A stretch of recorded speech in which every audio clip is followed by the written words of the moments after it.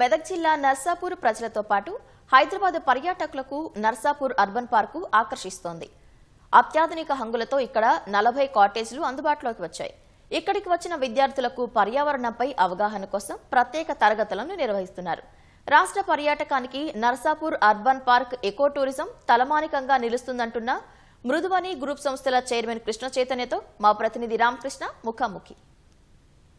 మెదక్ జిల్లా నర్సాపూర్లో ఇప్పటికే urban park పేరుతో అటవీ శాఖ నిర్వహిస్తున్నటువంటి ఎకో టూరిజం పార్క్ అయితే మాత్రం ఇప్పటికే రాష్ట్ర వ్యాప్తంగా టూరిజంకి ఒక ప్రత్యేకత గుర్తింపు పొందింది.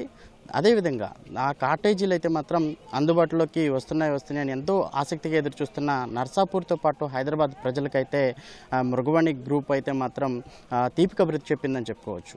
ప్రస్తుతం అయితే మాత్రం మృగవాణి గ్రూప్కి సంబంధించినటువంటి ఎండి అలాగే ఆంధ్రప్రదేశ్లో తెలుగుదేశం పార్టీ ఎమ్మెల్యే అయితే మనతో ఉన్నారు. ఈ టూరిజం గురించి అలాగే ఈ కాటేజీల గురించి ఆయన అడిగి తెలుసుకుందాం. సార్, ముందుగా మీకు ఈటీవీ తరపు నుంచి అభినందనలు. ఈ ఎకో టూరిజం పార్క్లో ఈ కాటేజెస్ అందుబాటులోకి వచ్చినాయి. అలాగే ఇక్కడ ప్రకృతిని రమణీయంగా పలికించే ఈ ప్రాంతంలో కాటేజీల నిర్మాణం, అలాగే ఈ పరిసర ప్రాంతాల్లో ప్రజలకి ఎలాంటి సౌకర్యాలు అందించడానికి కాటేజీలు అందుబాటులో ఉన్నాయి? సిటీకి దగ్గరలో అంటే ఎక్కడి నుంచి అయినా సిటీలో 1 అవర్, రింగ్ రోడ్ నుంచి అటుపక్కన వాళ్ళు కూడా రింగ్ రోడ్ ఎక్కితే 1 అవర్కి వచ్చేస్తారు. ఎటు నుంచి కూడా దగ్గరే, అన్ని రకాలుగా కూడా అతి దగ్గరలో ఉన్న ప్రాజెక్ట్ ఇది. మీరు కాటేజెస్ గురించి ప్రత్యేకించి అడిగితే చాలా డిఫరెంట్ టైప్స్ ఆఫ్ కాటేజెస్ ఉన్నాయి. బేసిక్ స్టూడియో బ్లాక్ అని బేసిక్ రూమ్స్ అందరికీ కూడా ప్రీమియం ఉంది. అలాగే హై ఎండ్ రెసిడెన్షియల్ స్వీట్ వరకు అన్ని రకాల కాటేజెస్ ఉన్నాయి. చాలా రకమైన వసతులు, మల్టీ కుజిన్ రెస్టారెంట్లు ఉన్నాయి, స్విమ్మింగ్ పూల్స్ ఉన్నాయి, rain dance, outdoor activities, box cricket ఉన్నాయి, pickleball, cycling, trekking, safari, ఇలా చాలా రకాలుగా యాక్టివిటీస్ అన్నీ కూడా మనకి ఇక్కడ ఉన్నాయి. ఇక్కడ ఎవరైనా డెస్టినేషన్ ఈవెంట్స్ చేసుకోవాలన్నా కూడా వాళ్ళందరికీ కూడా అన్ని సదుపాయాలు కలిగించేట్లుగా చిన్న హాల్ కూడా ఉన్నది. ఫంక్షన్స్కి బోర్డ్ రూమ్స్ అన్నీ ఉన్నాయి.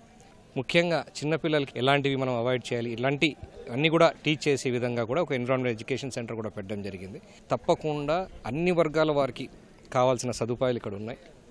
ఇంకా మోర్ ప్రీమియంగా మనం ఒక ఆర్టిఫిషియల్ లేక్ లాంటిది కూడా క్రియేట్ చేసేసి, లేక్లో కాటేజెస్ రావు కాబట్టి ఎఫ్టీఎల్ ఉంటుంది కాబట్టి ఈ పక్క ఏదైతే ల్యాండ్ ఉందో అక్కడే కూడా ఒక చిన్న పాండ్ పాటించి దాని మీద కూడా కాటేజ్ కట్టడం జరిగింది.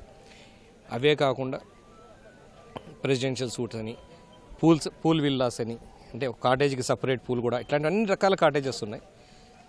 ఏవైతే మన ప్రజలు, హైదరాబాద్ ప్రజలు వేరే రాష్ట్రాలకు కానీ వేరే దేశాలకు కానీ పోయి ఫెసిలిటీస్ కావాలని ఎంజాయ్ చేయాలనుకుంటారు, రిలాక్స్ అవ్వాలనుకున్నప్పుడు ఆ ఫెసిలిటీస్ అన్ని ఇక్కడ కల్పించడం జరిగింది. సో తప్పకుండా ఈ సర్వీసెస్ అందరూ కూడా వాడుకోవాలని చెప్పేసి కోరుకుంటా ఉన్నాను. అదేవిధంగా ఇప్పుడు కాటేజెస్ బుక్ చేసుకోవాలంటే ఎలా అప్రోచ్ అవ్వాలి, అదేవిధంగా కాస్ట్ ఏ మాదిరిగా ఉంది, ఏ ఏజ్ల వారికి లేకపోతే ఎక్కడెక్కడ వారికి అందుబాటులో ఉంటుంది, రాష్ట్ర వ్యాప్తంగానా లేకపోతే విత్తలో ఎన్ఆర్ఐలు కూడా అందుబాటులో ఉంటాయా?